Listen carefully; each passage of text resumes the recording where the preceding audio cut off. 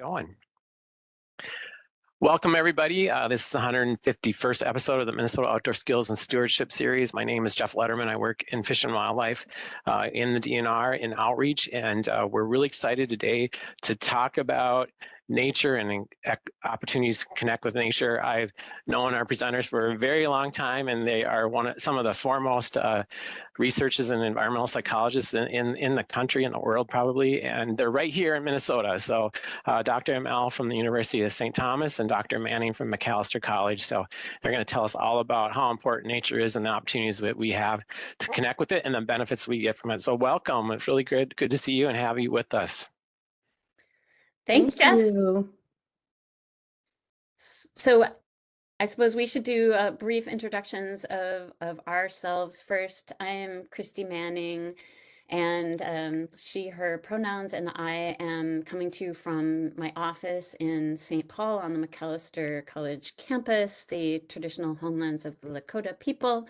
And I, along with Elise, Dr. Amel, have been looking at and thinking about the human relationship to nature, to the natural environment, and to other human communities, and how we all together share the natural resources that we all depend on. We've been working together on this research for 18 years now, and that's probably when we first met you, Jeff, at the eco, no, it wasn't the eco experience. We first met at the Living Green Expo. Yeah.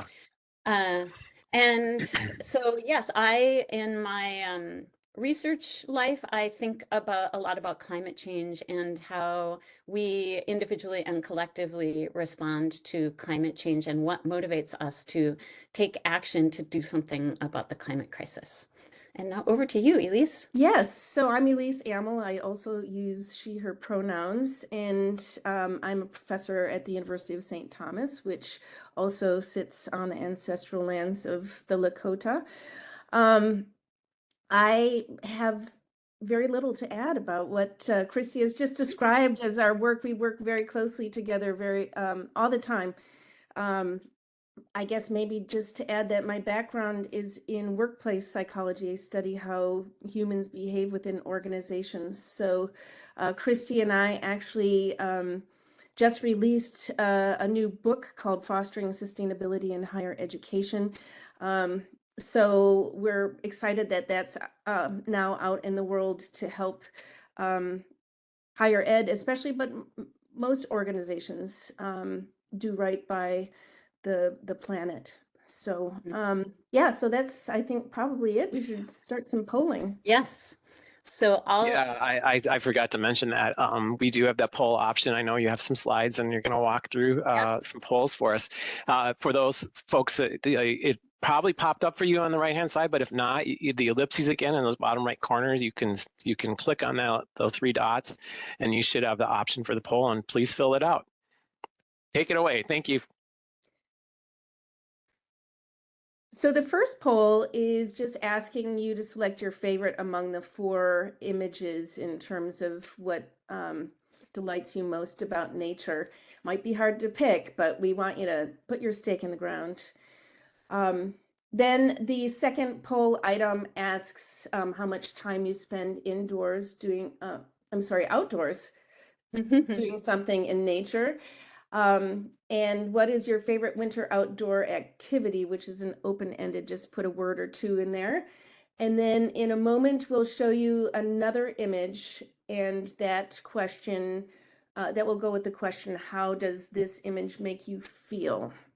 And again, if you can put a few, one or a couple words in there, it will make a word cloud. I'll leave it on this slide for another few seconds, and then I'll move to the other image.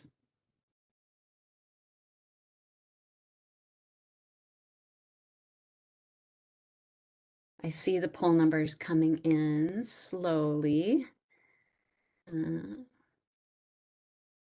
and it appears that the woods image has the somewhat slight advantage so far. Perhaps I shouldn't bias everybody toward woods. We don't have many mountains here in Minnesota, but I know a lot of people who swear by their mountain landscapes. Okay, so I will move to this image. So this goes with number 4. How does this image make you feel?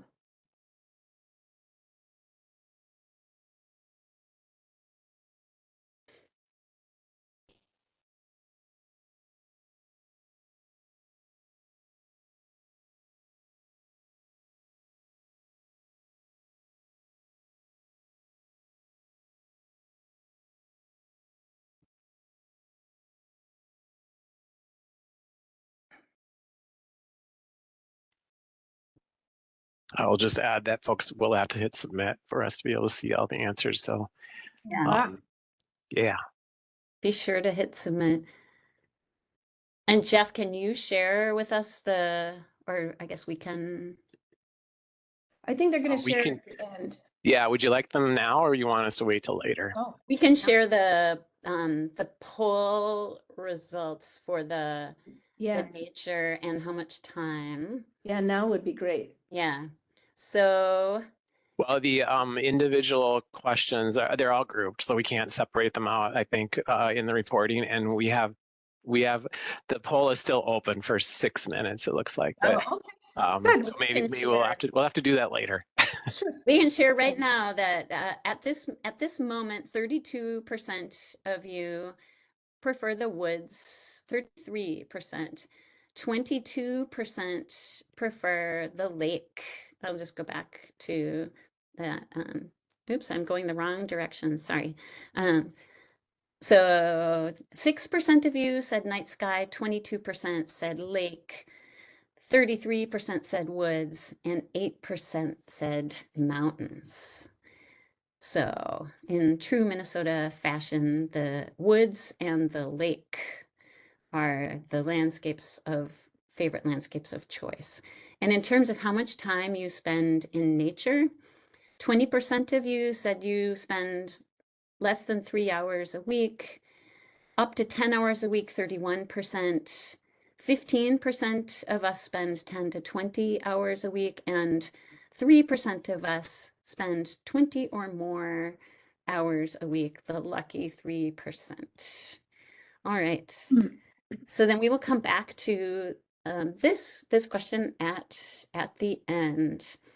And one of the reasons that we put this question into the poll is that there's a long history of people like us, as well as biologists. E.O. Wilson is the second author of this citation, who think about this human feeling of being drawn to nature, of feeling somehow better, some indescribable lift that we feel when we're out in nature. And Keller Jen Wilson called this the biophilia hypothesis. And that is this sense that comes out of our evolutionary history that we feel a draw to being in a natural space. We feel better and we somehow want to be there.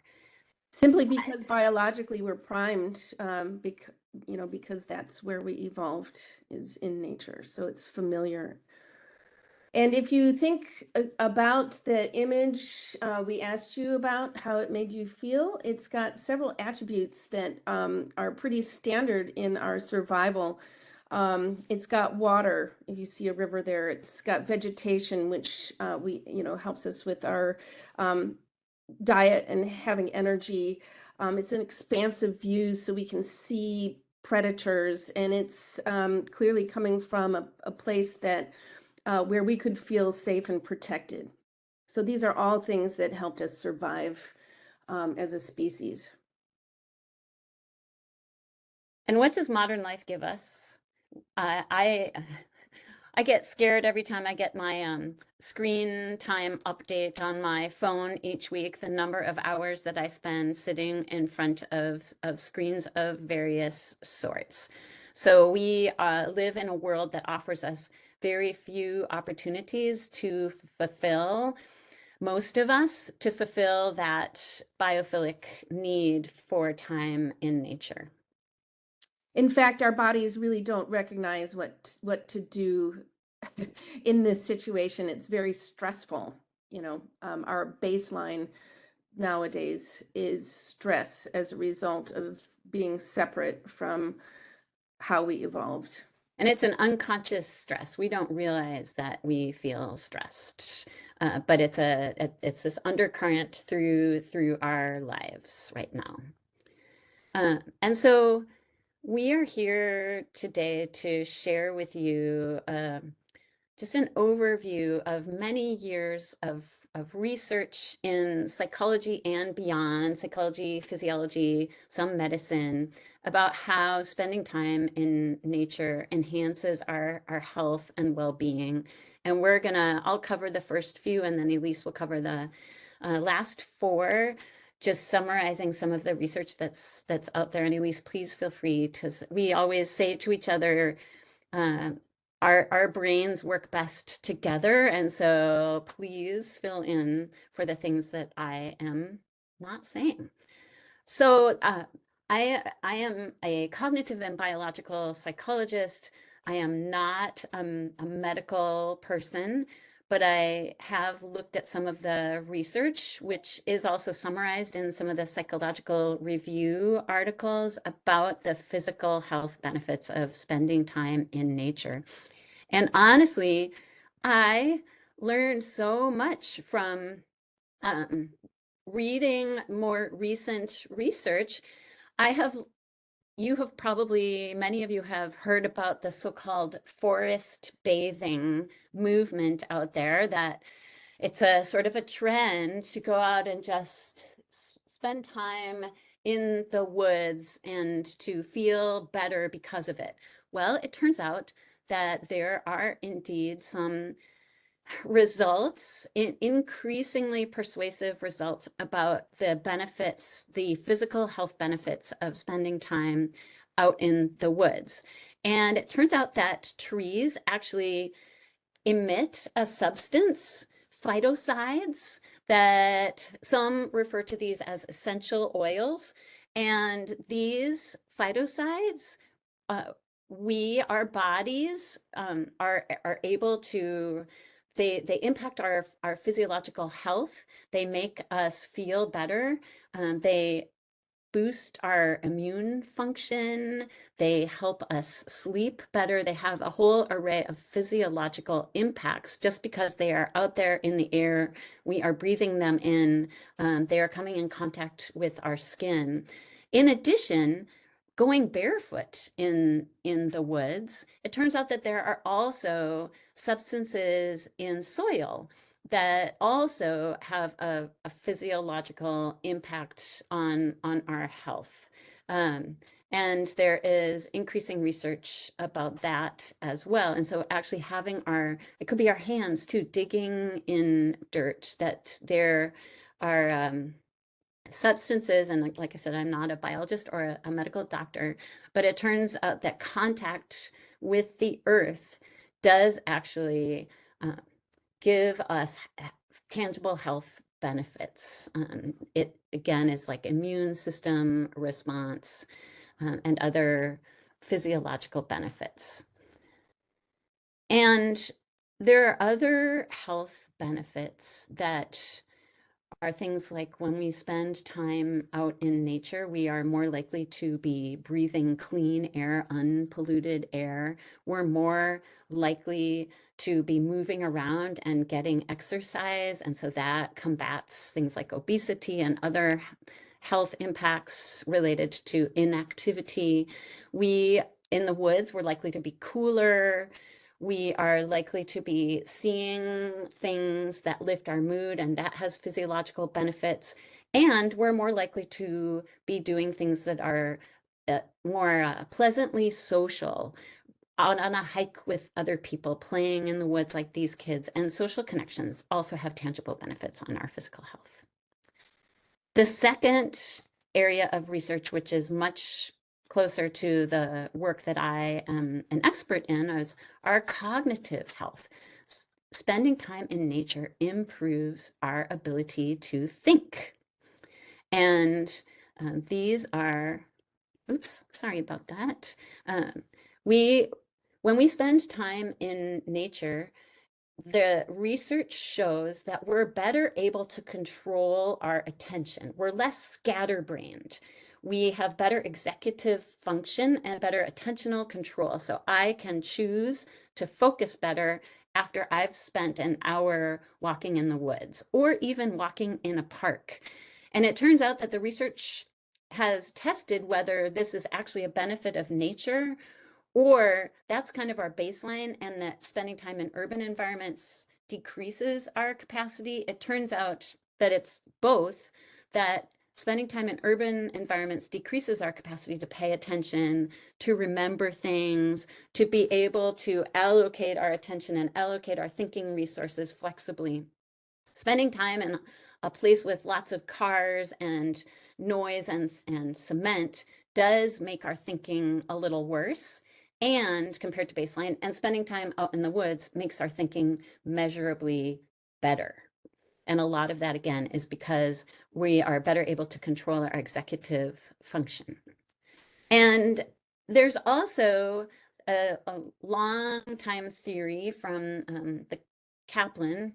There are two Kaplans, a married couple, and their attention restoration theory says that nature gives us what's called the opportunity for soft fascination. So our intentional resources, the focused attention, can relax. When you're on a hike, you're soaking in through your unconscious attention all of these sights and sounds and pleasant things, assuming that it is a nature environment that you feel safe in and that you're not constantly on the lookout for a predator, which in the modern world most of us aren't doing.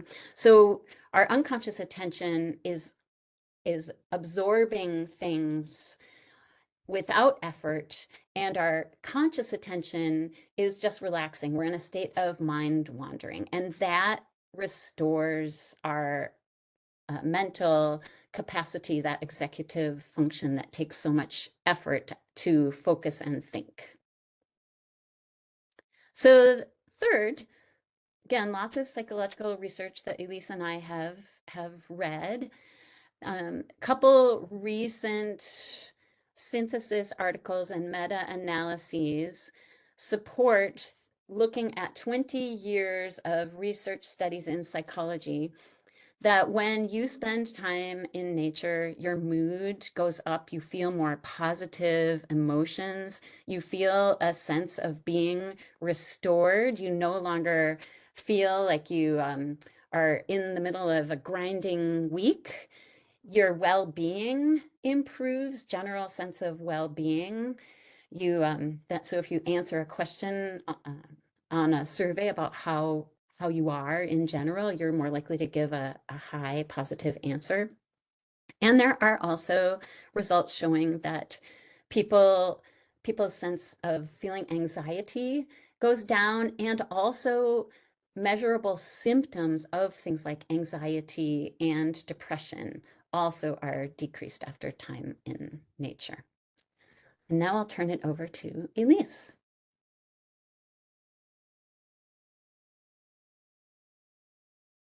Oops, Elise, I can't hear you. Thank you. I'll do that several more times, I promise. So sort of a more general day-to-day experience most of us have is feeling stress, and being in nature actually can relieve stress. It actually changes the chemistry in our bodies, and the body chemistry, if you can switch the slide, Christy, our body chemistry is related to long-term outcomes that have to do with like heart disease and other more long-term things that shorten our lifespan. So the theory about how nature helps us reduce stress sort of goes back to that image at the beginning where we're sort of in a cave looking out over the nature that helps us survive. By our very biology, we find an image like that pleasant and calming, and that pleasantness and calming effect of seeing the things that help us live is thought to be sort of why we feel less stress in nature.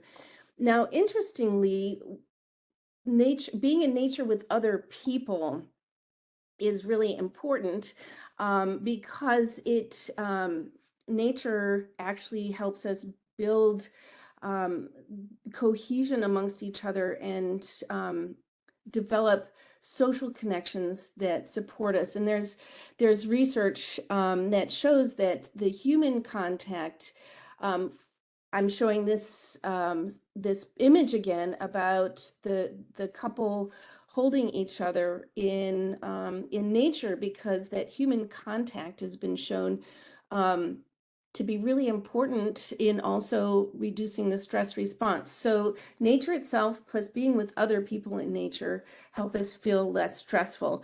And it's thought that since we evolved in nomadic tribes, we feel least stressed out when we are with other people, because that was the only way we survived. If you were ostracized from your group, you would certainly be eaten by a predator or fall prey to not finding food and that kind of thing. So the combination again of being out in nature and maybe being on a date in nature can really be valuable for reducing stress. All right, next slide, please. So being in nature is incredibly and especially important for children.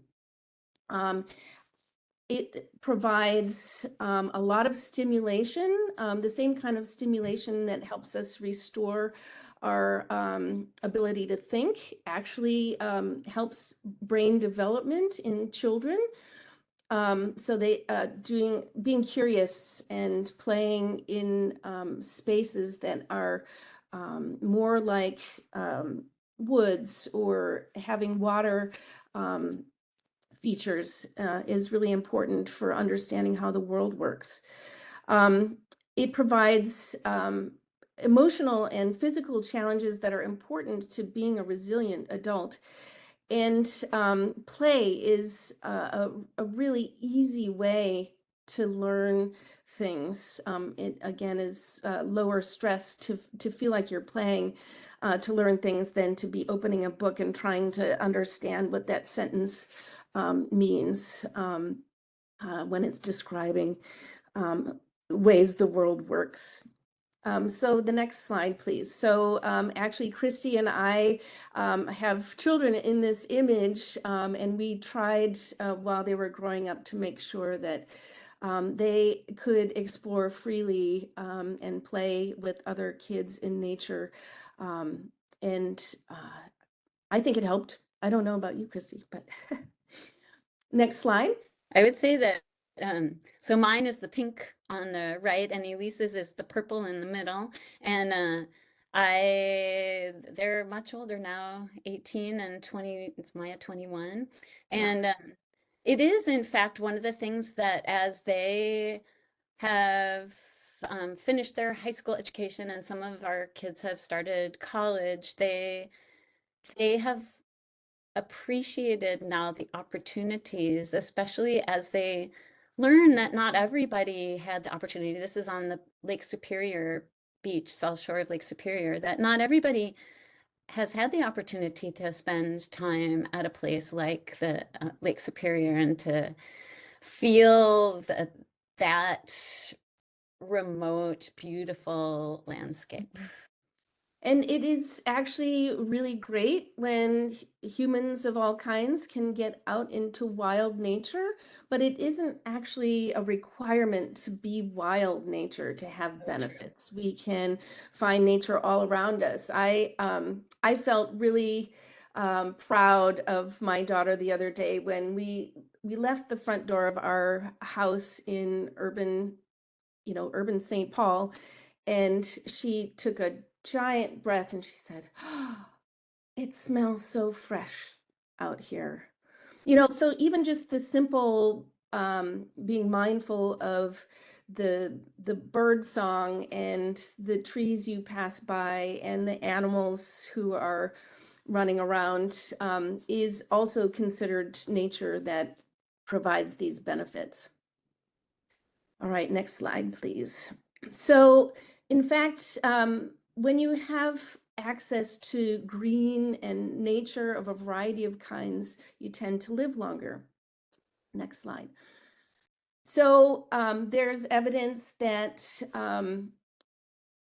the link that is pretty clear between low income and poverty and higher mortality tends to disappear when those areas of poverty actually have green space in them, including in this image. Community garden is one form, but also just having trees in the boulevard and having enough green nature that you get insects and birds and things like that. And there's this is especially true for men. Evidence is that there's reduced mortality by some of the biggest causes of mortality for men when they have access to greener areas, especially in urban places. All right, next slide, please. So lastly, there's an important feature of feeling connected to nature being directly related to action on behalf of nature and our planetary resources.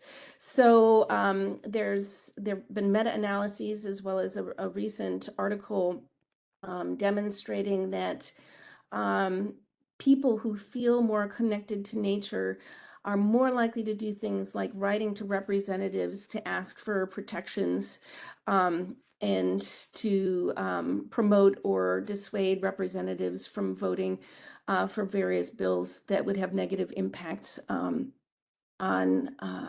wildlife and the water that we depend on to live every day, etc. It also includes a variety of ways we act on behalf of protecting nature, and that is, influencing people in our networks and talking to them about the impacts because of things like pipelines or construction projects of a variety of kinds.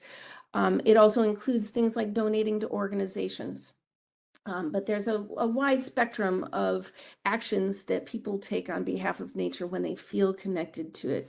And you feel more connected to it when you have a chance to be with it and in it. And there's further research showing that getting involved in actions, especially collective actions, also then have a protective impact on mental health. And this is research that was done especially on young people 18 to 35, that those young people who took part in collective action were less likely to then suffer from major depressive disorder. And this is connected to an area that both Elise and I have been thinking about, especially lately, and that is the phenomenon of climate anxiety that young people in particular observing. And this year with so little snow, although we're supposed to get some here in the Twin Cities in a couple of hours, that young people are really feeling the burden of the future uncertainty because of climate change. And so taking part in action, which often is so deeply connected to caring about nature and feeling connected to nature, then helps people feel a little better and a little less doomy and gloomy about the future. So we're going to wrap up here by talking a little bit about how to maximize your date with nature. And we've got a couple tips here. Again, spending more time outside is better, and it doesn't need to be wilderness, although that's optimal and lovely. But even just getting outside for a break when you're at work can be beneficial. Secondly, tuning into your surroundings is really important. I think we tend to like pop in the iPods and earphones and, listen to a podcast or the news, which is often disheartening. And these are things that detract from the benefits of being out in nature. So actually just shutting off your electronics for a bit of time while you're outside is going to be helpful. Learning about your bioregion actually provides a really important sense of being in a place, and that is part of feeling a connection to and feeling responsible for a place. So learning about the animals and the plants and all of the native features of the bioregion you're in, and the uniqueness and the origins of the space you're in can help you see these things when you are out in nature. And we could have had a couple poll questions to see how connected all of us are to our bioregion. Questions like, how many days till the next full moon? What kind of soil is the predominant type of soil near where you live? What are 4 types of indigenous trees in the community you live in? Things like that are telltale signs of knowing your bioregion or not. Excellent. And then being mindful as you interact with nature is basically letting your curiosity go wild and really doing some active interaction as opposed to just being a passive bystander to nature, trying to investigate all the different types of leaves in the leaf litter as you walk in the fall, or even just searching for trash in a space can help you stay engaged directly with the natural surroundings. And then finally, this might feel a little bit out of one's comfort zone, but thinking about how our ancestors survived and trying to practice some of those earth living skills can deepen our connection to nature. For instance, if you think about fire and food and shelter, these are all things that were sort of the basis of, our life 24/7 as we were evolving. So, trying to make fire without a match or a lighter, learning how to forage and find food all around you, which you don't have to be in the wilderness to do. In fact, there's a lot of foraging possible in urban areas. But also building shelter for yourself with found objects in the woods can also deepen our connections. So hopefully these are some tips that can help you really make the most of your date with and in nature. Make it a little bit more adventurous. Yeah. Now, there are a couple things that we also wanted to share that we're thinking about that are timely and topical. So I have worked with a few different environmental learning centers in the state where lots of school-aged, around middle school-aged children go and spend a few days. And for many urban dwelling children, these times at places like Wolf Ridge or Eagle Bluff are really transformative, and some of the first times that they have a chance to run wild in the woods. And there is a proposal for a statewide grant program that would make these experiences more accessible for all children in Minnesota. So there's a link to that, the Outdoor School for All. And then there are a number of efforts to make Minnesota nature more welcoming to Minnesotans of color, which if you look at the state park visitor statistics, we are a state that is growing in diversity, and yet our state park visitors are still overwhelmingly white identifying, like me and Elise, and I love spending time in state parks. And there are people who are thinking about this, because there are concrete ways that our state parks can become more accessible and more welcoming and more relevant for all Minnesotans.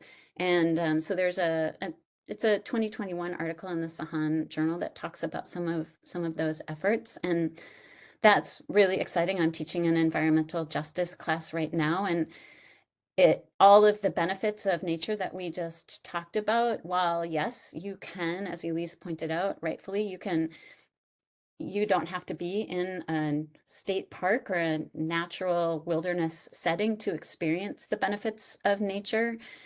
But they sure are magnified when you are in a more wilderness-like environment. And so certainly it would be wonderful if those opportunities were accessible to all Minnesotans. And here are some links. And then Jeff, can you share the poll results with us?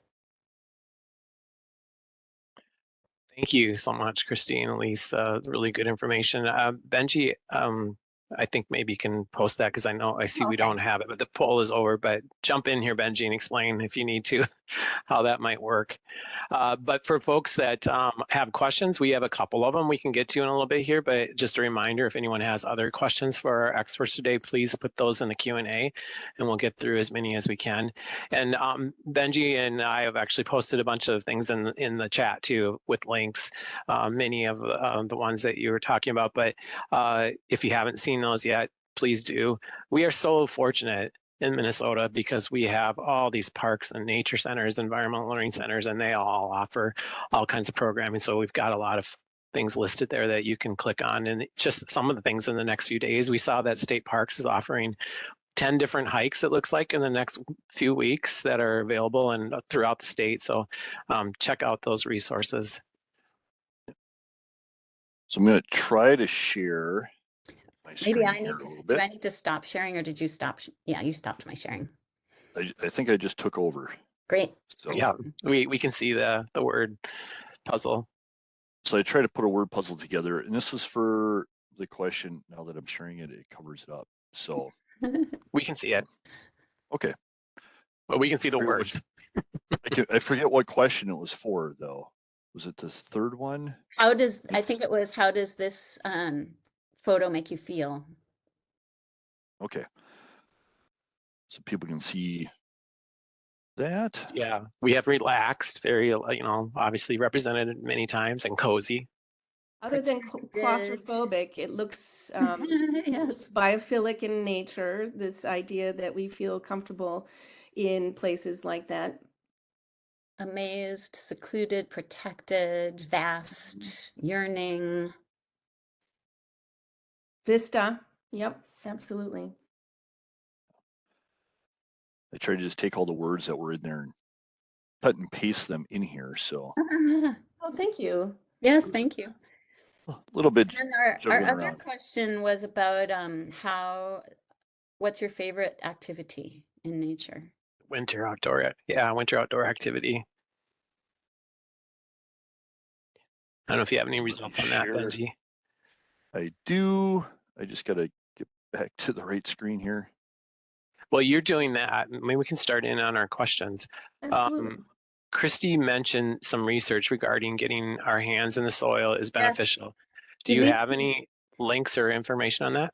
There's an article website? that since I'm sharing the screen, that's why I was so vague, and I apologize for that. Elise, can you read the note on that? Read the note. Yes. Is that Getting one of your the hands into the links? soil, yeah. Hold on a Okay. second. Let me, let's see. And I can also send Jeff those links once Sure. done. I've got the link right here. I will put it in the chat. Great, thank you, Elise. And Benji has up the responses to that question about your favorite outdoor activity in the winter. Walking looks like the #1. And Fishing fishing, was right up there. I was starting to say ice fishing, but Yeah. maybe it's not ice fishing this Yes. winter, unfortunately. And that's such an interesting. So one of the things that we didn't talk about is that there are, of course, some downsides to feeling connected to nature and spending time in nature. And that is that those who spend a lot of time in nature and feel really connected to nature, while we do feel the benefits of it, we also feel the heartache and some despair when we see nature being negatively impacted. And many people I know who love cross-country skiing are very sad this year. I know Cassie, who's one of the hosts of this, was talking about the sadness over the lack of the favorite winter activities. And it's Snowmobiling, yeah. it's the same thing if you are really connected and love a certain natural space, and then you arrive to it one day and they've cleared the trees because they're gonna build something there, and nobody told you and you can't do anything about it. Those things are really heartbreaking and hard. And some very old research from a colleague of mine and Elise's, Louise Chawla, shows that it's actually people who experience that kind of significant loss of a cherished natural space who become activists. Yeah, I'm glad you mentioned Louise, because I know she does a lot of this research, especially about folks that have these experiences become better stewards. And you've talked a little bit about that, but she's got a lot of great research out there about how important it is to connect folks. And that's really, really, relevant for us as a natural resources agency, because we know from this research that getting out and having these experiences will potentially, especially at a younger age, will make you a better steward and obviously care more about, but actually take steps to try to protect our environment. So that's a really, really good point. Loretta asked, can you talk about how being curious and observant in nature releases dopamine? Is this part of the survival mechanism? Question. It's a good question that I don't have an answer to, but certainly dopamine is an important part of our health, system in our body, and I would suspect that it's a result of evolution, that it's connected to our experiences in nature. I'm trying to think of if I've read more specific studies. The studies that I've read have not gotten so deeply into the physiological mechanisms, but more just looked at the feelings that people can express as opposed to the measurable physiological changes that time in nature might result in. I want to say a little bit more about the observation piece that she mentioned. You touched on that too, Elise, but I've been in nature, surrounded, lucky. I grew up in 40 acres of woods on the Blue Earth River in southern Minnesota, so my whole life. But being more mindful and just, like you were talking about, starting to develop some of these skills, and they're so important for hunting and fishing in particular too, because what you can learn. I have just noticed in the last few years watching the loons on this lake property that we have that, oh my gosh, they're always on the calm side of the lake. And I don't know why I never thought about that, but it makes sense, right? Because they don't have to expend the energy and battle the waves and the wind to be able to, and can see probably better where they can go fishing. And a few years ago, we had a really warm day in the spring, I think it was March. And I noticed that all the juncos under my bird feeder were intentionally staying in the shade. It was like 85 degrees out. I was like, well, they're a cold weather bird. So it's like, why are they doing that? So taking that time to observe and think and wonder, I think is a really critical skill, as you touched on. So. And actually that the well-being byproducts of that, perhaps a little dopamine hit. I mean, we do feel really good when we figure something out like that. And so it makes sense that having these little epiphanies are fun and enhance our well-being. Marty asked if there are any plans to do out-of-state training or Shinrin-yoku or on Shinrin-yoku. I'm not familiar with that. Are you familiar? I think with is that? the Forest bathing. Forest bathing. Okay. You mentioned, I think, Project Go Outdoors. I believe they're in the south, mostly in the southern and southeastern part of the state. I know they've been doing some of that training, so that would be a good resource to check out. And I think some of our other parks have looked at that from time to time. Are you aware of any other resources on that?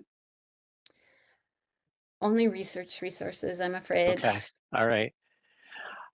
Cindy asked if all the links will be shared after the webinar. Good question. We are getting such great response from these webinars and having not even been able to answer all the questions. So we are looking into how we can actually better serve some of these questions and actually folks that are looking for resources. So we've been thinking as a team for these programs, how we can better do that. So stay posted, Cindy. And someone asked if we can post the foraging class link again. I will add, this is a great segue for next week. Actually, our webinar is on mushroom foraging. So if you haven't signed up for that, or if you're interested in foraging and finding mushrooms in Minnesota, we have some experts in the state who'll be talking about this spring. Of course, is a great time. So check that out. Brogan asked, are there any productivity challenge advantages linked to natural green spaces in and around the workplace? The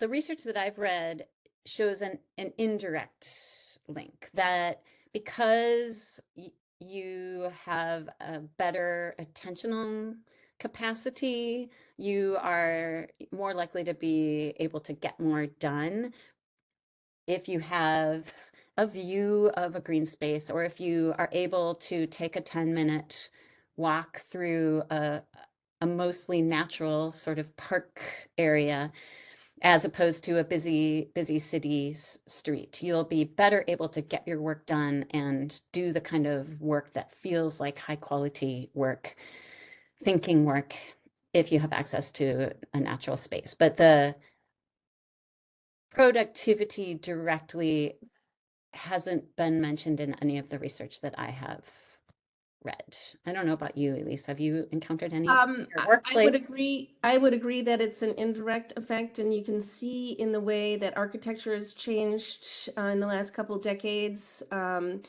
where there's more natural light access and more integrated green space in a building and outside of a building, that recognizes that it is an important feature for feeling relaxed and reduced stress. And, it's through these mechanisms that we can focus our attention. Yeah, and you touched earlier, I'm not as expert on the work area side of it, but the learning education side, that how important that is for students and young people.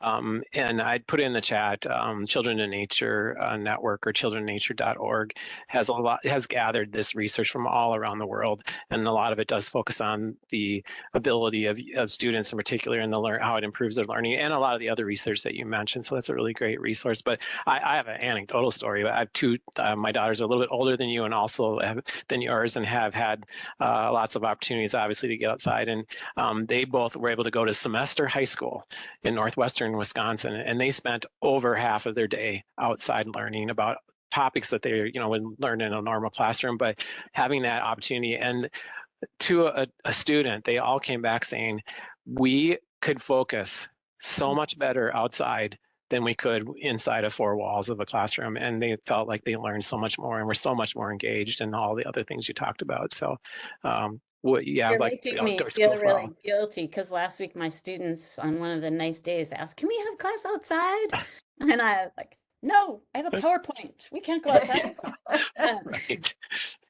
Yeah, there are trade-offs, right? But yeah, it is amazing how nature can help with that. Mhm.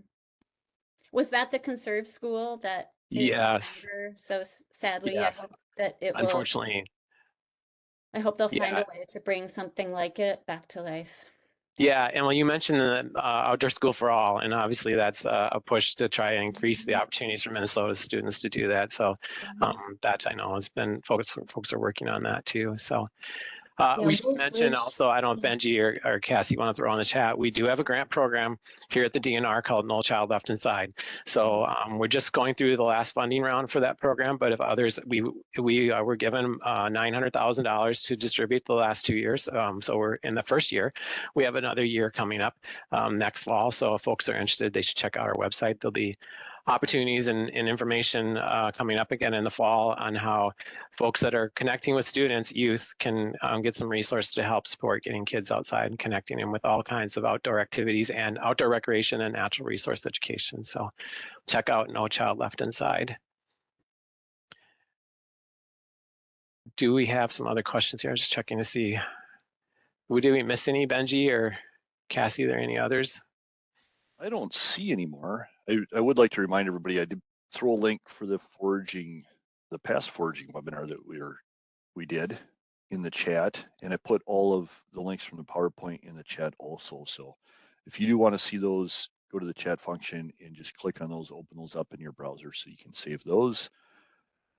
And yeah, like Jeff said, we're doing one next week, right, on edible mushrooms in Minnesota. So yes, and we're coming to the end of our winter season, but we are feverishly planning the spring sessions. So you all, those of you that are here have registered at one point. So we will be in touch with you, letting you know about our spring sessions. We've got a great lineup from turkey hunting with youth to the climate change impact on our fisheries in Minnesota. I'm really excited about our warbler talk. That will be happening right in that time of the season when we can expect to see a lot of warblers coming through Minnesota. That would be really great. We have one on alternative lawns. I know you're working on one, or you got a lot of interest in hiking, Benji. We're doing the Spear Your Hiking Trail, featuring that for one of our weeks, and preparing for the fishing opener. So we'll do a talk right before the fishing opener and have a lot of ideas and help folks get connected and get out and do that. So excited. Please sign up. You do have to register through mndnr.gov/discover, and you'll be able to, in the next week or so, those will all be posted. Yeah. Okay. Well, Any other thanks, everyone. questions or comments? It's really great.